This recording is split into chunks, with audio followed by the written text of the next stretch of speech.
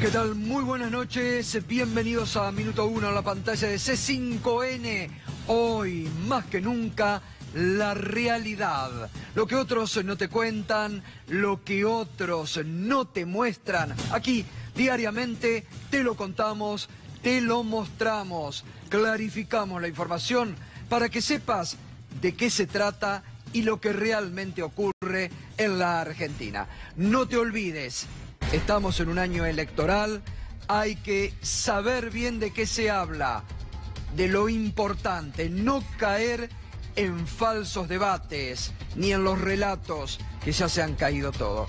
Y hablando de las cuestiones que se caen, a partir de este momento nos podés acompañar con el hashtag Cartas que se caen. Hemos visto durante el 2018 cómo muchas mentiras se cayeron estrepitosamente. Muchas mentiras inventadas por el poder político, mediático y judicial, que ayudó incluso en la campaña electoral del 2015 a que Cambiemos llegue al poder. Y están tratando de repetir el mismo esquema para este 2019, porque el gobierno no tiene expectativas a futuro. El gobierno no te puede proponer nada en materia económica, porque su modelo económico ha fracasado y porque hoy está atado a los designios del Fondo Monetario Internacional. De las promesas electorales que te hizo el macrismo en el 2015, hoy están convertidas en estafas electorales, porque prácticamente no pudo cumplir ni una de esas promesas. Y hoy la Argentina vive una profunda recesión económica y las expectativas para este 2019. Lo dicen todo, lo dicen hasta los propios economistas cercanos al gobierno como Carlos Melconian, son muy pesimistas. Fíjate vos cómo las consultoras privadas ya comienzan a cambiar las expectativas inflacionarias para este año. Y ya están hablando entre el 30 y el 40% de inflación para este año. Entonces, ¿qué le queda al gobierno? Mucho relato y mucho acompañamiento de la pata mediática judicial para seguir inventándote temas diariamente, para tratar de sacarte de lo realmente importante, del debate que es la economía y las cuestiones fundamentales que se viven aquí en la Argentina. Por eso te quieren llevar todos los días a Venezuela. Acá vivimos diariamente, en Argentina, y hoy tenemos realmente expectativas muy negativas para este 2019. ¿Cómo será de negativo que hasta el propio Fondo Monetario Internacional cambia mes tras mes las condiciones económicas para la Argentina de este año? Y en estas cartas que se caen, vamos a estar hablando mucho esta noche. Fíjate vos en la causa Nisman, cómo se les van cayendo todas las mentiras que desde el 2015 a la fecha te han tratado de meter. Durante el fin de semana, muy buenas notas nuevamente de Tuni Coleman, revelando detalles que se venían hablando, novedades que la justicia tiene que dar, que demora en dar.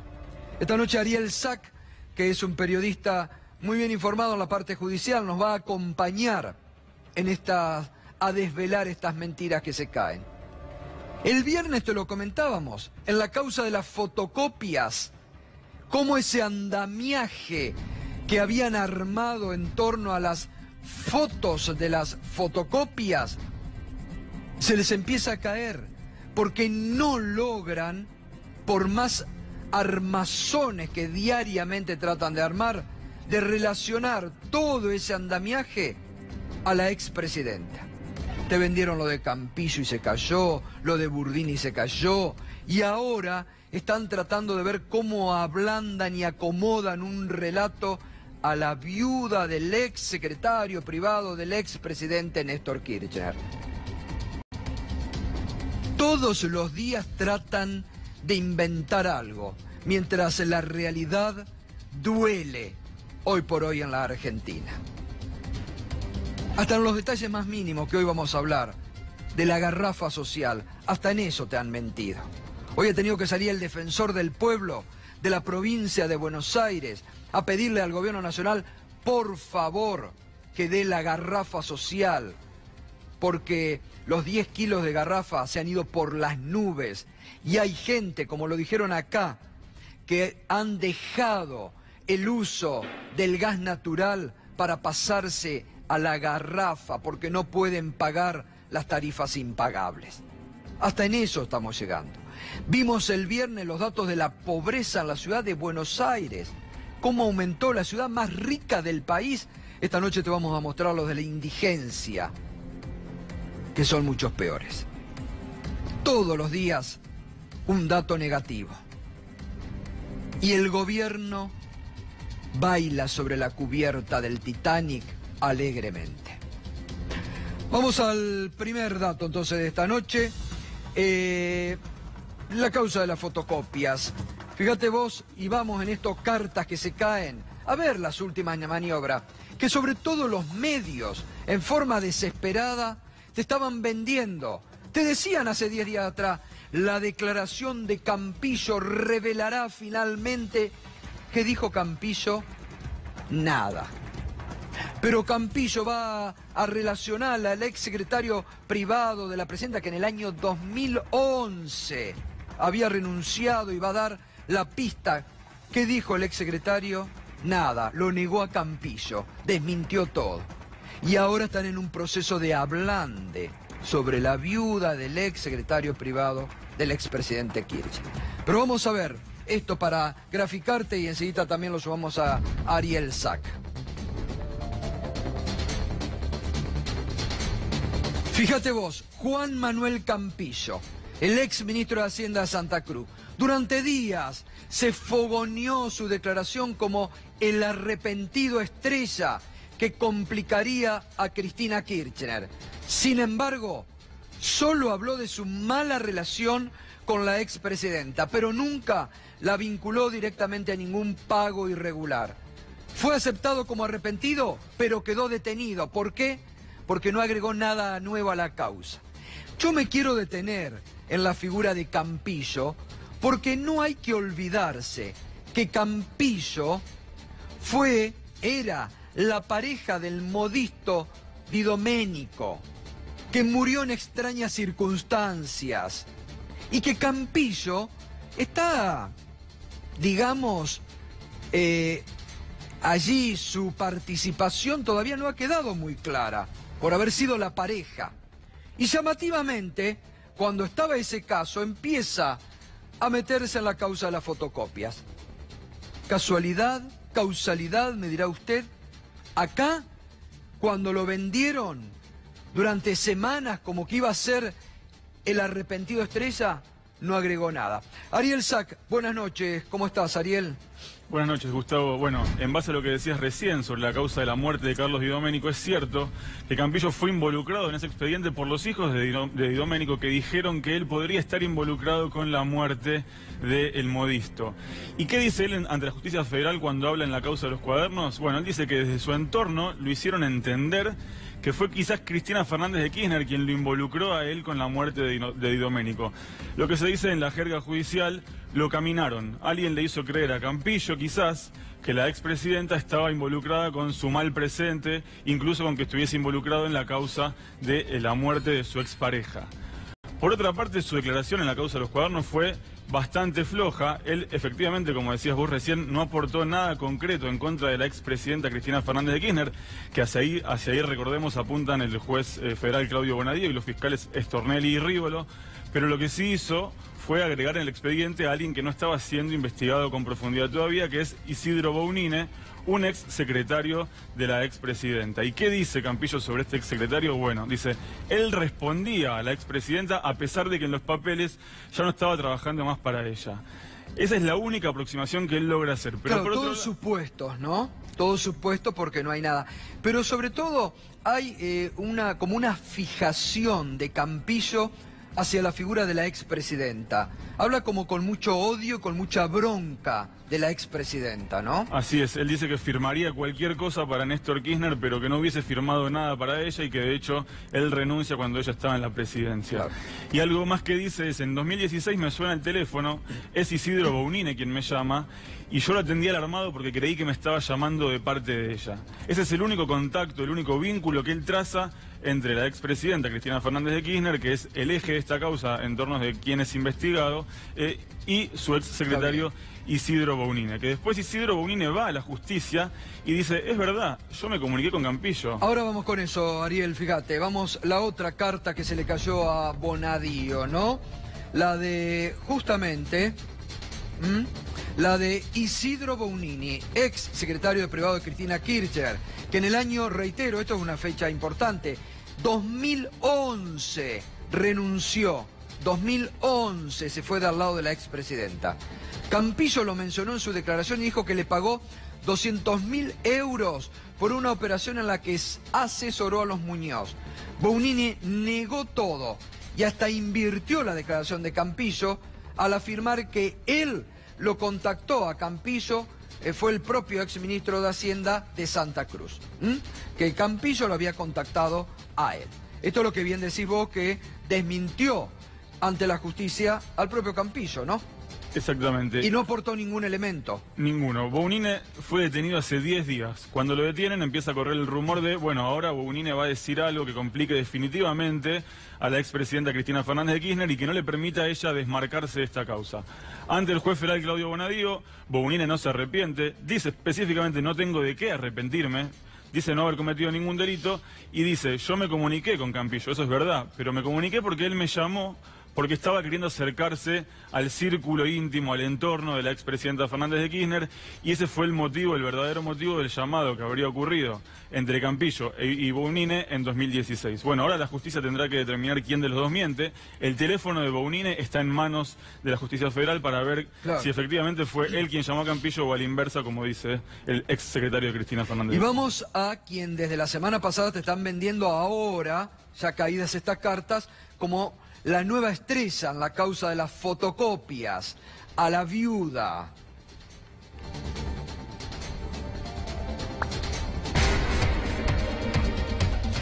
Carolina Pocchetti, la viuda de Daniel Muñoz, ex secretario privado del expresidente Kirchner, ambos, como ustedes saben, muertos. Declaró el viernes durante 5 horas, pero todavía no fue aceptada por Bonadío como arrepentida.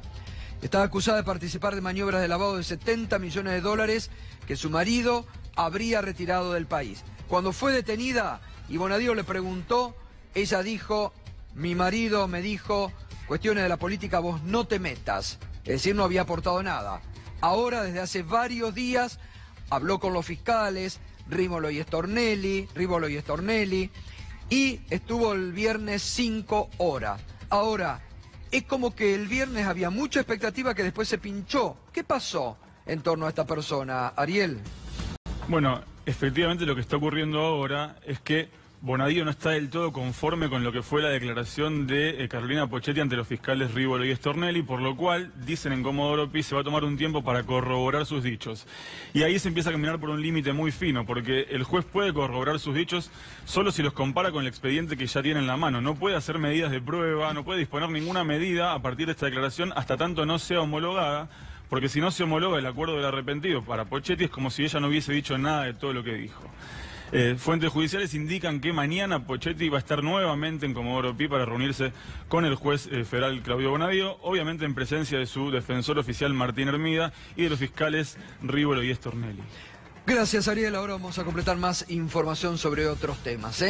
Veníamos comentando recién cómo distintos sectores ligados a la producción, a los empresarios, diariamente expresan su malestar por la política económica de Macri, por el fracaso de la política económica. Ahora, ¿se hubieran imaginado ustedes, nosotros, que esas críticas iban a surgir de la sociedad rural argentina, que ha sido el andamiaje de apoyo para que Mauricio Macri llegue al gobierno y que su expresidente Echeverre sea una de las estrellas del gobierno de Macri? Pues bien, la sociedad rural argentina también salió a criticar a Mauricio Macri por la actualidad económica y por su política económica. Fíjese, su presidente, Pellegrina, desde el sur, dijo: 2018 será amargamente recordado porque perdimos el ministerio que representa al sector motor del país y por la vuelta de los derechos de exportación nos trajo decepción retroceder con mecanismos que sinceramente creíamos largamente superados y que hoy están causando muchos perjuicios. Todavía estamos lejos de los 580 millones de dólares que supimos exportar hace 6 años. ¡Epa! ¿Qué? Se le habrá confundido los datos, ¿no? A Pellegrina. Dice, todavía estamos lejos de los 580 millones de dólares que supimos exportar hace 6 años. Quiere decir que con el kirchnerismo no le iba tan mal. Y el estancamiento de años no significa solo oportunidades de exportación perdidas. Es destrucción de empleo, pobreza, marginalidad, migración, desarraigo, abandono escolar, destrucción de la cultura del trabajo. Hace falta mucha inversión para revertir la crítica situación de deterioro de una economía devastada. Y eso será imposible con las actuales tasas de interés por las nubes, sumado a la asfixiante carga fiscal, que para el caso de la fruta de exportación se multiplicó por 3. ¿Usted se imagina que si Pellegrina, el presidente de la Sociedad Rural Argentina, se queja que ha sido el sector más beneficiado por este gobierno, qué deben decir los otros sectores que han perdido todo con estos 3 años de macrismo? ¿Usted se imagina que si Pellegrina alza la voz, cómo realmente estará la economía de la Argentina? Para que el sector que más ha ganado y que más se ha beneficiado con el macrismo llore hoy amargamente. Bueno, así estamos en la Argentina de hoy, que hasta los propios socios políticos y económicos del macrismo lloran hoy amargamente sobre la leche derramada. Decíamos recién, ¿no?, el tema de la garrafa social. Ha salido hoy el defensor del pueblo de la provincia de Buenos Aires a quejarse y a exigirle al gobierno nacional que rápidamente reanude la tarifa social para la garrafa, porque también se ha perdido este tema. 24% aumenta la garrafa social desde febrero. Ya estaba la de 10 kilos en 300 pesos aproximadamente. Garrafa social estamos hablando, ¿no?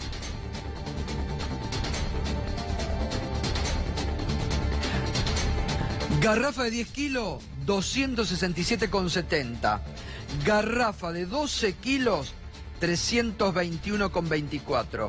Garrafa de 15 kilos, 401,55.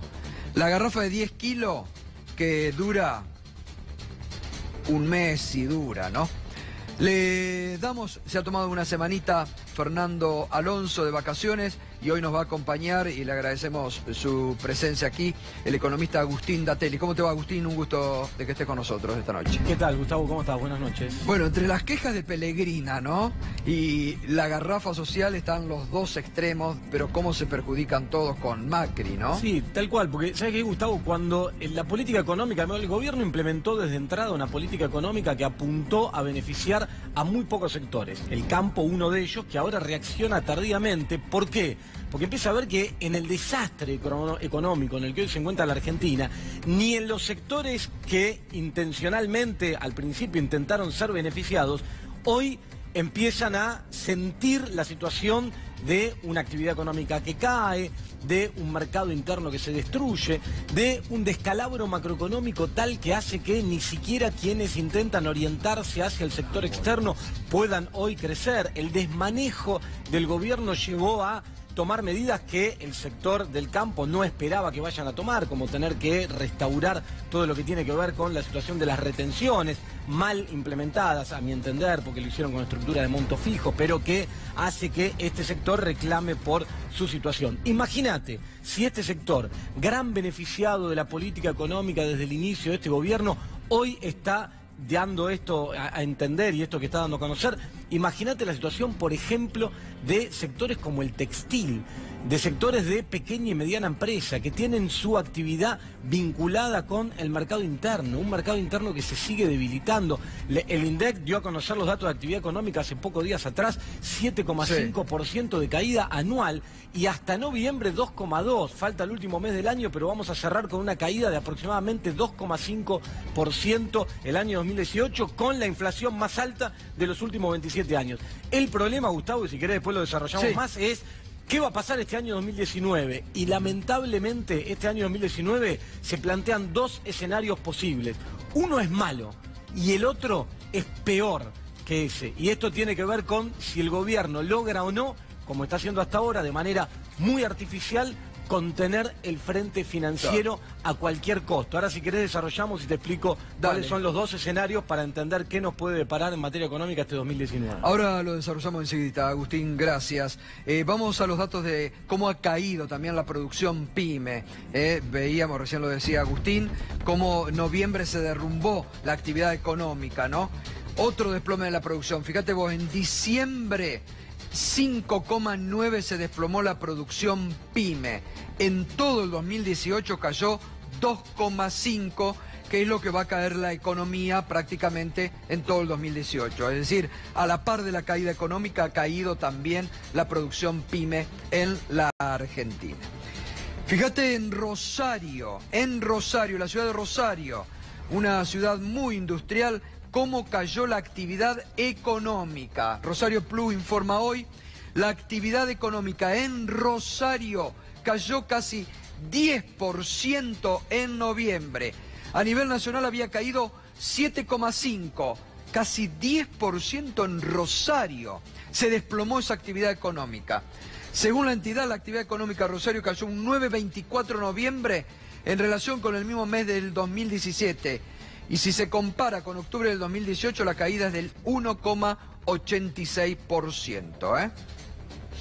La caída en la venta de inmuebles también, fíjate vos, página 12, 12,2%. La compra-venta de inmuebles cayó, otro récord de la era Macri. El mercado descenso de las operaciones realizadas con hipoteca en el 2018 fue uno de los impulsores de la caída en las ventas, con una merma de 20,8% acumulado en los últimos 12 meses. Y la indigencia, estos son los datos que duelen en la ciudad de Buenos Aires.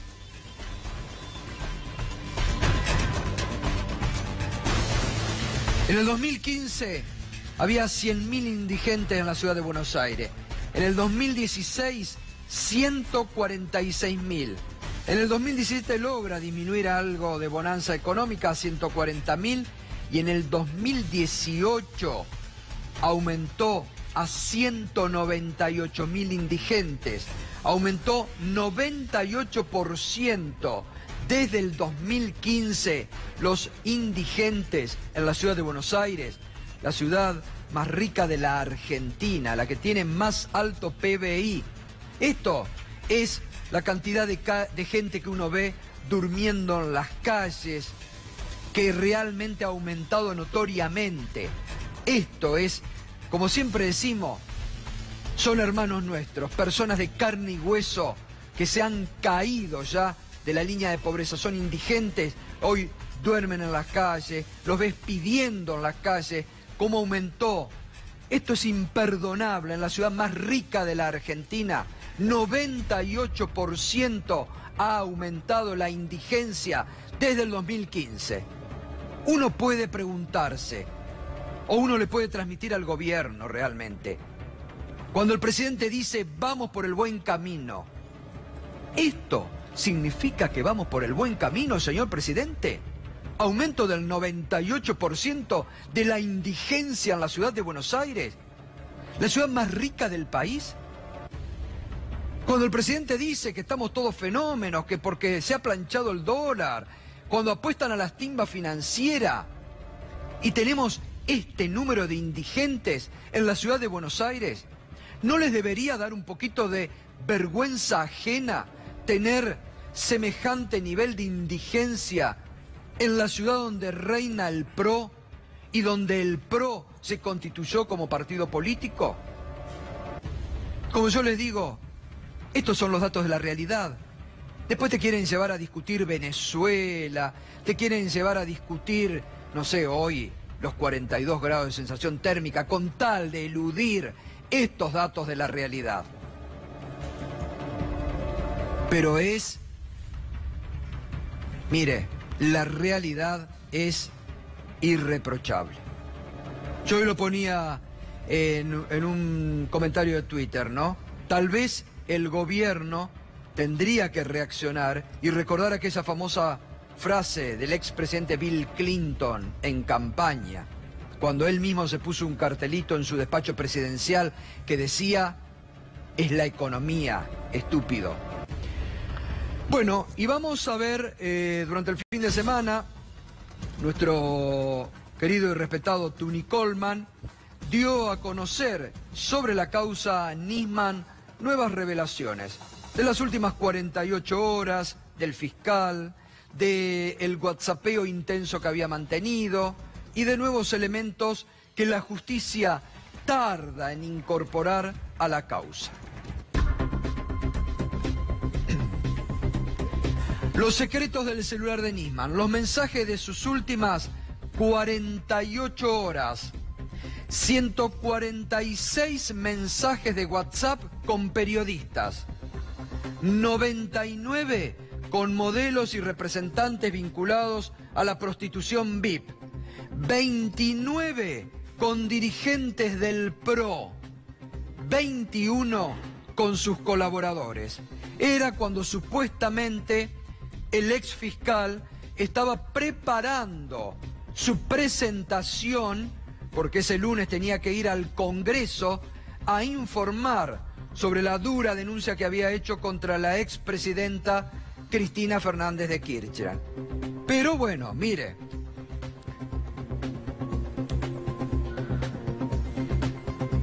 lejos de lo difundido, él mismo borraba el rastro de sus mensajes. Esto es reiterativo, sobre todo en los mensajes que él tenía con Diego Lagomarsino. Acostumbraban, esto lo decía el propio Lagomarsino, a borrar permanentemente mensajes. El viernes 16 de enero del 2015, viernes 16 de enero del 2015, 2 días antes de su muerte, borró 20 chats de WhatsApp. Ese día tuvo la feroz pelea con su expareja Sandra Arroyo Salgado, pero ese intercambio no lo borró. El sábado 17 de enero del 2015, Nisman borró 35 chats de WhatsApp, incluyendo los intercambios con Lagomarsino, con Patricia Bullrich y con el diputado Waldo Wolf, que realmente serían de mucho interés. Esto a ver, hago un paréntesis, detengámonos aquí. En estos chats con Lagomarsino puede haber revelaciones, que creo que estos son los que ya tiene el fiscal Tayano, ¿no, Ariel?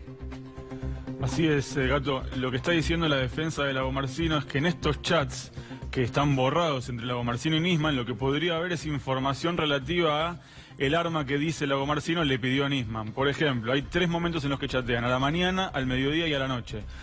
Los chats de la noche demuestran que Lagomarsino, después de despedirse de Nisman en Le Parc, volvió a hablar con él, por lo cual no estuvo en ese momento en el departamento, y si la muerte de Nisman se hubiese producido en ese momento, él no estaba. Y los chats de la tarde lo que podrían decir es si efectivamente Nisman le reclamó vía WhatsApp que se apurara para traerle aquello que le había pedido, que según relata Lagomarsino en el expediente, era un arma, que es el arma que apareció después en la escena donde estaba el cuerpo de Nisman tendido.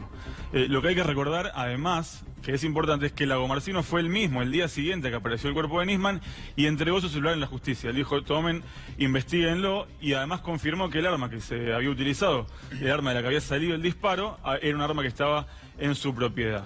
¿Y por qué el fiscal Tayano todavía no ha incorporado al expediente judicial esos chats que dicen ahora poseer la información? Según dicen en Comodoro Pi, esos chats estarían ahora en manos del fiscal y no estarían todavía con un copiado seguro, por lo cual no le fueron entregados a las partes. Es un argumento del cual desconfían las partes todavía, obviamente porque quieren verlo, porque quieren ver si ahí hay algún elemento que permita destrabar la supuesta participación o no de Lagomarsino en la que la justicia federal, en este caso el juez Julián Alcolini, definió como un homicidio. Bueno, sigamos. Y bueno, y además que sería muy interesante saber lo que intercambiaba con Patricia Bullrich, con Waldo Wolf y también con Laura Alonso, ¿no? Que mucho intercambio había de WhatsAppeo. Los mensajes con Lagomarsino fueron 24 WhatsApp repartidos en 3 tandas durante todo el sábado 17 de enero. El fiscal los borró siempre al final de cada serie de mensajes. La secuencia de mensajes encaja con lo que Lagomarsino dice desde el primer día: Nisman esperando el arma, el técnico en su casa buscándola. 14 de esos mensajes se dieron entre las 19:21 y 19:25 de ese sábado. ¿A qué hora llega con el arma Lagomarsino a Le Parc? Antes de lo que aparece ahora, estuvieron chateando, es decir, después de que Lagomarsino pasa por Le Parc, vuelve, las cámaras de Le Parc lo registran, las cámaras de la autopista lo registran y las cámaras de su departamento también lo filman, y es en ese entonces que tienen luego un intercambio más con Nisman que fue borrado de ambos celulares. Bien, gracias Ariel. Crece la presión de Estados Unidos sobre el presidente de Venezuela, Nicolás Maduro, para que deje el cargo. Lo último que se conoció esta tarde: Estados Unidos embargó $7.000 millones de PDVSA, de la petrolera estatal, y Canadá también giró ya el poder de cuentas hacia el diputado Guaidó. Durante el fin de semana, cuando se iba de Panamá en el avión, ya que lo retornaba a el Vaticano, el Papa Francisco se refirió a la situación en Venezuela. Sería una imprudencia pastoral de mi parte y haría daño. Las palabras las pensé, las repensé, ¿no? Y creo que con esto expresé mi cercanía, lo que siento. Yo sufro por lo que está pasando en Venezuela en este momento. Y por eso deseo que se pongan de acuerdo, no sé, tampoco decir ponerse de acuerdo está bien. Una solución justa y pacífica. ¿Qué es lo que me asusta? El derramamiento de sangre. Y ahí también pido grandeza para ayudar a los que pueden ayudar a resolver el problema. Por eso tengo que ser, no me gusta la palabra equilibrado, tengo que ser pastor, todos. A ver, y si necesitan ayuda, de común acuerdo la pidan. Eso es por ahí va.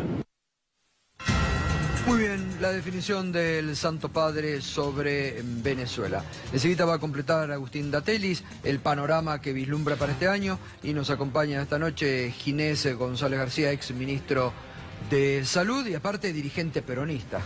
¿Cómo anda? Muy bien. ¿Tuvo el fin de semana en Santa Teresita? No, no. Ah, me No, pareció no. verlo en alguna foto.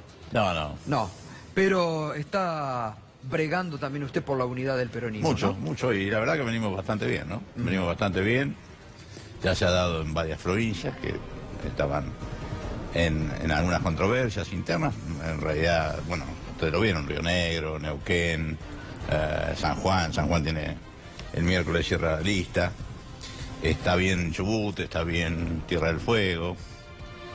Posiblemente haya internas, pero siempre entre buenos candidatos. En Santa Fe, por ejemplo, entre María Eugenia Bielsa Perotti. y Perotti y Omar. Así que creo que estamos avanzando bien. Hay una unidad bastante importante gremial, eso no es poco. De manera tal que nosotros obviamente creemos que sin unidad del peronismo va a ser muy difícil la unidad de la nación. Y si no hay unidad de la nación, me parece que va a ser muy difícil la viabilidad de la nación. Entonces, la idea nuestra trabajando intensamente por la unidad es esa, ¿no? O sea, recién usted decía todos los descalabros de cada día, que son horribles. Yo, por ejemplo, todos los días alguna noticia lo mata a uno. Hoy me enteré que se cayó el 20% del consumo de leche. Entonces, la verdad, en una situación de emergencia de ese tipo, toda la receta del gobierno, que es recesiva, apretar. Yo he sido parte de un gobierno que encontró una situación mucho más difícil. Y en realidad nunca la receta fue ajustar, la receta fue justamente desarrollar la economía, desarrollar la producción de manera tal que saliéramos donde salimos, tanto con Duhalde como con Kirchner, de manera tal que en verdad no es ninguna falsa promesa lo que estamos diciendo este camino es equivocado, está sufriendo mucho el pueblo, está habiendo consecuencias muy graves y además sigue mal, el gobierno sigue fracasando o sigue macaneando con respecto a lo que es el fracaso cotidiano, por lo tanto, más que hacer crítica al gobierno, lo que estamos buscando es hacer la propuesta constructiva de cómo cambiar el futuro, ¿no? Es verdad lo que usted dice, que ya en varias provincias se están logrando unidad. Yo estuve el otro fin de semana en Mar del Plata, donde hay realmente una unidad muy grande, me sorprendió de todo el peronismo. ¿Por qué a nivel nacional no se da? ¿Qué es lo que le está pasando? ¿Hay egoísmo por parte de dirigentes? ¿Hay dirigentes que usted cree que van a ser funcionales a Cambiemos, aún dentro del peronismo? No, yo obviamente no critico a nadie, ¿no? Yo estoy trabajando por la unidad y las puertas están abiertas para todos. Es cierto que no estamos todos adentro, pero también es cierto que si uno mira lo que viene pasando, se vienen aún los críticos con respecto a decir no, vienen tranquilizándose diciendo no dicen más eso. Es una construcción difícil, porque exige un consenso, y siempre los consensos son más difíciles que las peleas. Pero estamos trabajando bien y yo realmente soy optimista, o sea, sin perjuicio que yo creo que ningún dirigente tiene la obligación moral, cualquier dirigente, de ser optimista, pero realmente soy optimista. Y vuelvo a decir, no soy optimista para llegar a una fórmula electoral, soy optimista para arreglar este descalabro que es la nación argentina, ¿no? En el área, todos los días lo estamos viendo y ahora con otras enfermedades que van apareciendo, la eliminación del Ministerio de Salud, como parte de ese ajuste que usted habla, realmente ha sido tremendo y ha sido nefasto, ¿no? Además el ajuste que se va dando en todo el tema de la salud. Terrible. Cuando un país ya tiene dificultades para proveer vacunas baratísimas. La triple bacteriana es una vacuna re barata. Hay muy poca triple, hay muchas provincias que no la tienen. Si cuando uno llega a que el deterioro es que faltan vacunas, realmente no hablo de todos los pasos anteriores. Estamos muy mal, además, en verdad, bueno, por lo menos, no sé, recién lo veía antes de venir acá, al presidente en un acto de campaña que hizo en Mar del Plata, sí, hablando de la salud y que lo primero la salud es, a ver, el hombre que liquidó el Ministerio de Salud, el hombre que está en el país donde su gobierno no tiene toda la vacuna. Es medio como demasiado, ¿no es cierto? O sea, no sé si lo hace como burla o lo hace como marketing solamente, pero la verdad... Sí, también dijo hoy que la prioridad son los jubilados. No sabía eso, sabía eso, pero... ¿sabe qué, Gato? La verdad, nos sobran todos los días críticas, porque la verdad que es vulnerable y es facilísimo el gobierno. Por eso nosotros estamos trabajando no solo en la unidad, sino en que la unidad tenga que ver con el proyecto. Y estamos trabajando en el proyecto. Hay un montón de grupos de distintas áreas trabajando en el proyecto. Yo creo que la verdad, el proyecto también tiene que ser como un factor de unidad y de juntarnos. Es decir, la idea de que tenemos que recuperar lo que perdió la Argentina, que es la confianza en el futuro, lo perdieron los argentinos. Entonces, si algo hemos sabido en el peronismo siempre, es fabricar futuro. Y en eso estamos trabajando fuertemente para que más allá de una elección sí, una elección no, el día que seamos gobierno, al otro día haya un conjunto de medidas muy fuertes que empiecen a cambiar esta historia, ¿no?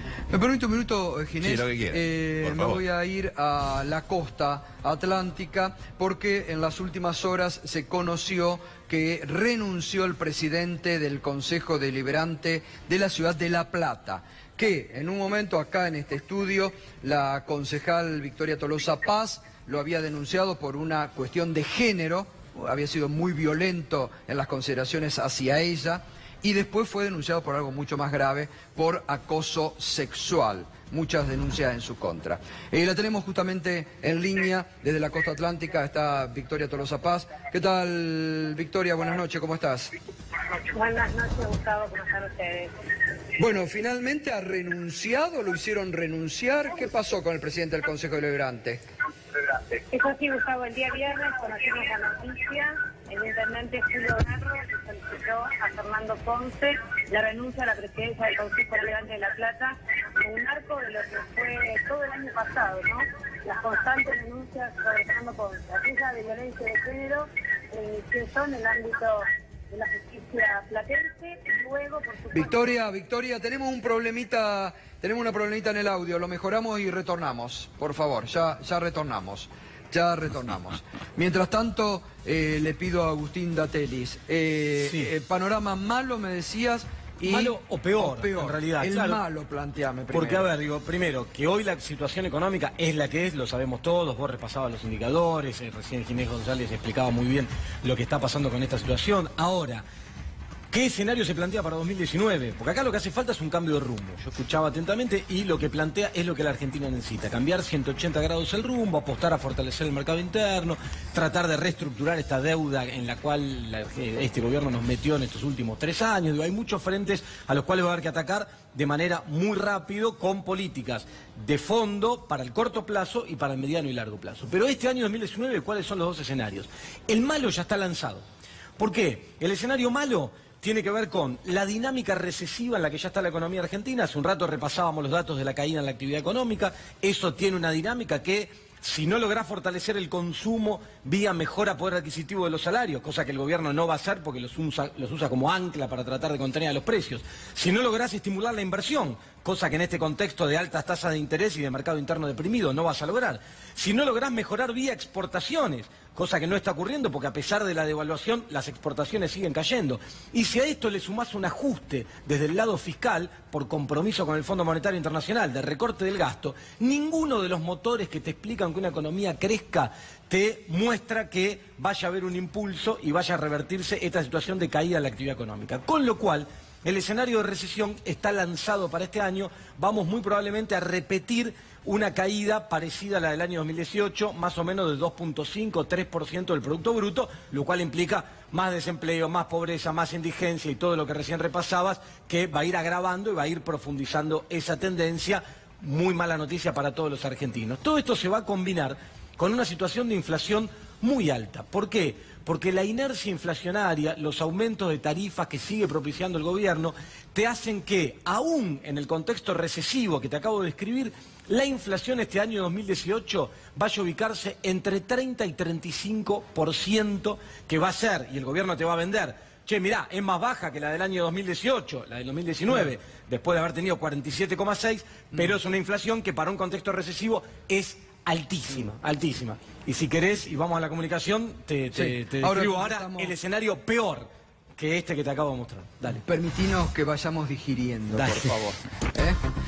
A ver, retomamos el contacto con... ¿Me escuchás, Victoria? A ver cómo estamos ahora. No, perfecto, Gustavo. Ahora sí, ahora estamos bien. Me decía, yo te preguntaba, ¿renunció, lo hicieron renunciar por una motivación política? ¿Qué pasó? Yo creo que Garro no lo pudo sostener más en el cargo, producto de que a fin de año, en diciembre, Anabela Beltrachini, una trabajadora municipal, le inició una demanda judicial por acoso y abuso sexual al presidente del Consejo Deliberante. Esto fue cerca del 20 de diciembre, quedaba una sola sesión, Garro prefirió sostenerlo, hizo caso omiso a lo que sucedía y esperó la calma de enero para pedirle la renuncia al presidente del Consejo Deliberante, que recordemos tuvo durante el año una denuncia de violencia de género que le inicié yo porque tuvo, por supuesto, destratos de calificaciones y fue una persona muy violenta para con mi persona. Y luego, después de lo que pasó con Telma Fardín, Anabela al día siguiente de lo de Telma se animó a hablar, primero lo hizo en las redes y a la mañana siguiente se levantó y fue a la justicia. Así que en este momento en la ciudad de La Plata nos acabamos de enterar que además Garro le pidió la renuncia y Ponce solicitó licencia al cargo de concejal. O sea que en el día de la fecha hay una nueva novedad, que es que Ponce no va a ser durante el 2019 concejal de la ciudad de La Plata, va a estar corrido. No sabemos todavía en qué lugar, junto a Julio Garro, pero seguramente un lugar en la campaña de cara al 2019. Pero no, entonces pidió licencia, no renunció. No, o sea, renunció a la presidencia del Consejo Liberante, que era su cargo, Claro. y el cargo que él ostentaba y del cual, por supuesto, es el cargo de mayor poder en el ámbito del legislativo municipal, y pidió licencia al Consejo Deliberante, o sea, no va a ser concejal durante el 2019, todavía la renuncia al cargo por el que fue votado, por supuesto, no se da, Claro. pero en este contexto, Gustavo, hoy lo conversábamos a la mañana, se agrava la situación en La Plata porque Garro acaba de circular en estas horas una resolución de un secretario del área de convivencia ciudadana en donde nos ponen un freno a las mujeres para ingresar a trabajar en el ámbito de la municipalidad con respecto al largo de la pollera que no puede superar la rodilla. O sea que, en definitiva, Julio Garro, con una persona de extrema confianza, la que estuvo y está en este momento siendo investigada por abuso y acoso sexual, no tienen mejor idea en el municipio que encima poner en duda el largo de la pollera de la mujer en la ciudad de La Plata. Hoy dijeron desde el municipio que habían desmentido o que habían dado una marcha atrás, que eso no era verdad. Sí, Eso lleva la marcha atrás después de que fue realmente hoy, durante todo Sí, el que día, era Gustavo, desde hoy realmente temprano. una medida, no sé, de la Edad Media, no del siglo XXI, pareciera, ¿no?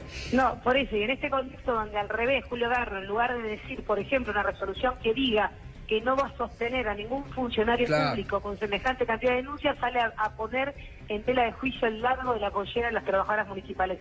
Claro que hoy, al mediodía, cuando fue escándalo y fue público en todos los medios nacionales, lo que hizo Julio Garro fue retirar esta medida y decir que Claro. esta circular no corre más, por suerte. Ahora, Victoria, vos me comentabas hoy que cuando estallaron estas denuncias de acoso sexual contra el presidente del Consejo Deliberante que se dio con lo de la actriz Telma, mandaron a hacer desde la Ciudad de La Plata una encuesta para medir a ver qué repercusión había tenido en la sociedad la denuncia de Telma Fue Fardín. fue muy triste porque lo que pasó cuando esta chica se anima a denunciar al día siguiente de lo de Telma, el municipio quedó paralizado y en lugar de rápidamente pedirle a Fernando Ponce, que ya tenía, digamos, antecedentes en redes sociales, tenía antecedentes y antecedentes anteriores, digamos, en términos de que en junio yo había dicho esto, no lo podemos someter y lo llevé a la justicia. En ese contexto, la municipalidad, en lugar de tomar una medida ejemplificadora, lo que hace es salir a hacer una encuesta en donde le preguntaban a los ciudadanos vía telefónicamente que si le creían a Telma, si le creían a Bertés, si conocían la denuncia que pesaba sobre Fernando Ponce y si le creían a esta concejal, a Victoria Tolosa Paz, que había sido, digamos, la que impulsó visiblemente esto que pasó, que es algo que no queremos nunca más.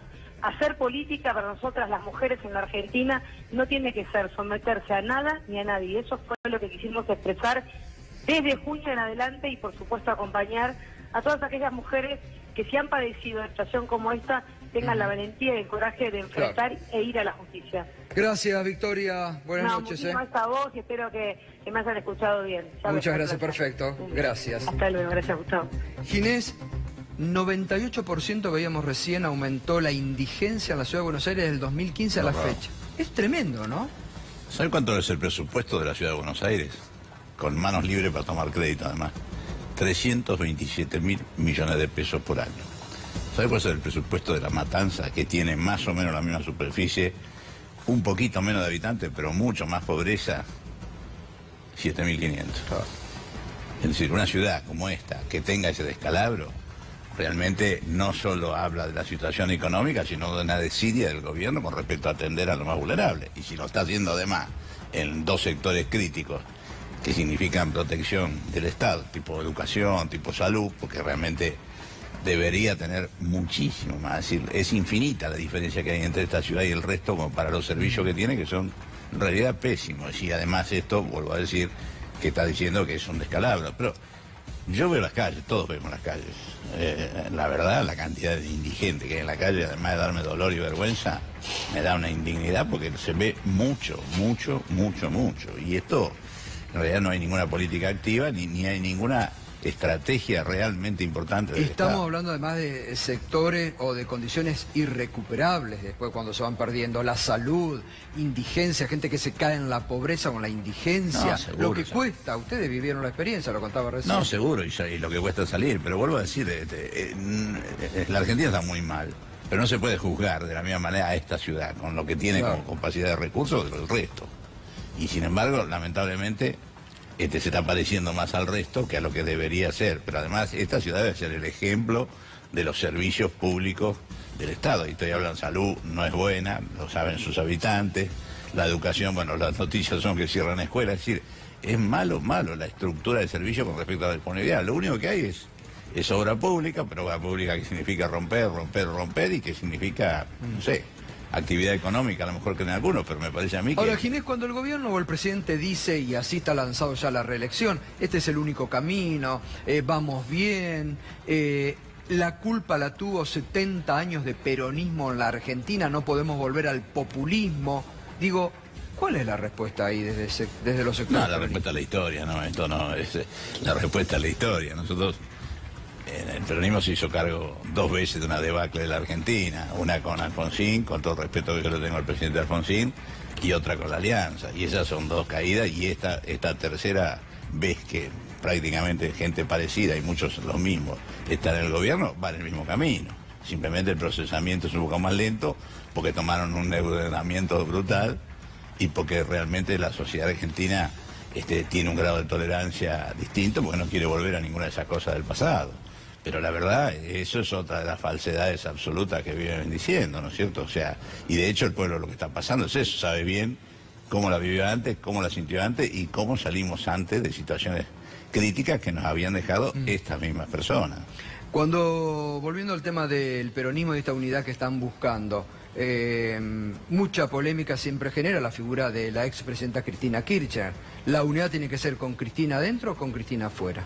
No se puede hacer unidad si uno deja afuera al dirigente con mayor perspectiva, sobre todo además con mayor voluntad de la gente de que ella sea protagonista. Es decir, en ese sentido, el peronismo no puede dejar afuera a quien tiene la mayor convocatoria. Y además, si algo ha hecho extraordinariamente bien en mi modo de ver la presidenta, es una presidencia absoluta de los temas coyunturales, una presidencia absoluta inclusive de las internas de provincia. El único mensaje de ella es también la unidad. Y me parece que ese es el camino de la construcción. Es difícil, construir consenso es mucho más difícil que construir confrontación. El peronismo siempre ha construido consenso.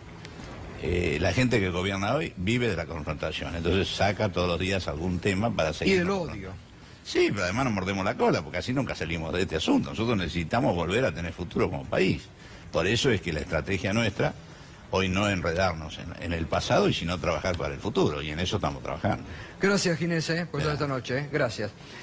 Agustín, ¿me comentás el panorama peor? La otra alternativa. Porque mira, lamentablemente esta que te acababa de escribir, que es mala y ya está lanzada, las cartas están sobre la mesa, responde a la política económica que viene llevando adelante el gobierno, y entre otras cosas a que el gobierno prioriza, y lo que más nervioso lo pone y donde está prestando la atención fuerte es en sostener el equilibrio inestable, artificial que mantiene del tipo de cambio.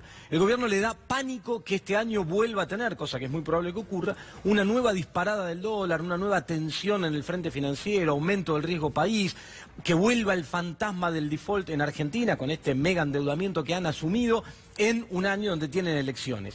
En pos de lograr ese objetivo a cualquier costo es que están hundiendo a la economía en la recesión de la que hablábamos recién. ¿Por qué? Porque una pieza fundamental de esto son las altas tasas de interés, que en una trampa en la cual el propio gobierno se metió, no puede recortar porque ahí es donde empieza a jugar la tensión otra vez sobre el dólar. Ahora, ¿qué es lo que pasa? El mercado financiero mira el programa para este año, la posibilidad que tiene el gobierno de cumplir con los vencimientos de intereses, de capital, de deuda, aún, digamos, para esto, recortando cualquier otra partida presupuestaria, y empieza a desconfiar de que esto pueda lograrse. Pero más aún, donde tiene mucha desconfianza, es en que esto pueda lograrse en el 2020. Y como vos sabés, Gustavo, el mercado financiero descuenta expectativas, o sea, mira hacia adelante y descuenta y reacciona hoy. Y al mercado financiero lo manejan, lo mueven 2 grandes fuerzas, que son el pánico y la codicia. Hoy por hoy domina la codicia.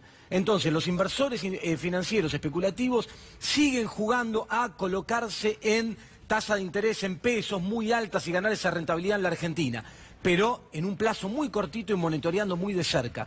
Donde empiece a aparecer de nuevo, y salir rápidamente. Porque el gobierno le generó esas reglas de juego. Ahora, donde empiecen a sospechar que esta situación no se sostiene más, que está muy al límite, que la Argentina el año que viene no va a poder cumplir con sus compromisos y adelanten este comportamiento y busquen refugio, cuidado, porque todo es muy artificial, todo está muy atado con alfileres, y si al escenario que te describí antes le sumás una nueva disparada del dólar, una nueva caída en los precios de los bonos, de las acciones en Argentina, podemos ir, desde el punto de vista de la economía real, digamos, lo productivo, a más recesión y más inflación. Ahora, viste que el gobierno apuesta, incluso algunos titulares este fin de semana de algunos diarios decían, el gobierno buscará mantener la paz cambiaria hasta octubre, claro. Y que el gobierno dice, dominamos el dólar, está todo fantástico, está todo tranquilo. Claro, es que el gobierno, mira, celebra malas noticias incluso. Vos fijate, los últimos 2 meses, el resultado comercial de Argentina, la diferencia entre lo que se exporta y lo que se importa,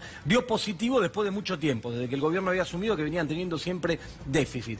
Esto lo celebraron como una buena noticia. ¿Por qué? Porque le están hablando al mercado financiero. Lo único que les preocupa es decirle al mercado financiero, miren que por ahí tenemos algunos dólares, quédense tranquilos que vamos a poder pagar la deuda. Ahora, para los argentinos, ¿es una buena noticia ese superávit? Cuando vos mirás adentro, ese resultado positivo ocurre no porque crezcan las exportaciones, porque caen las importaciones, se desploman. ¿Por qué se desploman? Por la recesión. Entonces, ¿es un buen dato para nosotros? No. El gobierno le habla al mercado financiero, se olvidó de los argentinos, de la pequeña y la mediana empresa, de los trabajadores, del mercado interno, se olvidó, no le importa. Vio que el año pasado la imagen del presidente caía muy fuertemente cuando subía el valor del dólar. Quiere evitar que en un año eleccionario eso ocurra. A cualquier costo quiere llegar a octubre con el dólar estable. Ahora, eso lo pagamos todos los argentinos, no es gratuito. Y además te sumo otra. Y el día después, porque eso es completamente artificial. ¿Qué pasa el día después? Acordate que hoy estamos con un sistema de bandas cambiarias donde el Banco Central está comprometido a no intervenir en un rango que va desde el valor actual hasta la banda superior, que va creciendo todo el tiempo. ¿Sabés cuál es hoy la banda superior? Arriba de 48 pesos. Quiere decir que si en algún momento el mercado sospecha y empieza a tener dudas sobre la posibilidad de sostener esto y empieza a irse de nuevo al dólar, hasta ese nivel de arriba de 48 pesos, hoy el Banco Central asumió el compromiso de no intervenir. Eso es una devaluación de 25%. Imagínate el traslado a precios y el impacto recesivo. Esa es la situación que está hoy la economía argentina. Gracias, Agustín, muy Gracias amable. Gracias. Bien, enseguida vamos a continuar con más información con Ariel Sack. Vamos a ir a la primera pausa. Enseguida cuando volvemos te cuento como todos los días un poco el contexto político, últimas declaraciones, últimos posicionamientos, Congreso el fin de semana del peronismo en Santa Teresita, el peronismo de la provincia de Buenos Aires que ha logrado, que tiene que acelerar los plazos, que tiene que marchar unido. Va a estar enseguida el intendente de San Antonio de Areco, Paco Durañona, que estuvo justamente allí. Él también tiene ganas de jugar políticamente en la candidatura a gobernador. Vamos a ver cómo se reacciona. El tema de la pésima performance económica la seguimos analizando con José Urtubey desde La Guía, y se suman Daniel Arroyo y Silvina Batakis para seguir analizando lo que el gobierno no quiere y que aquí debatimos, que es la economía.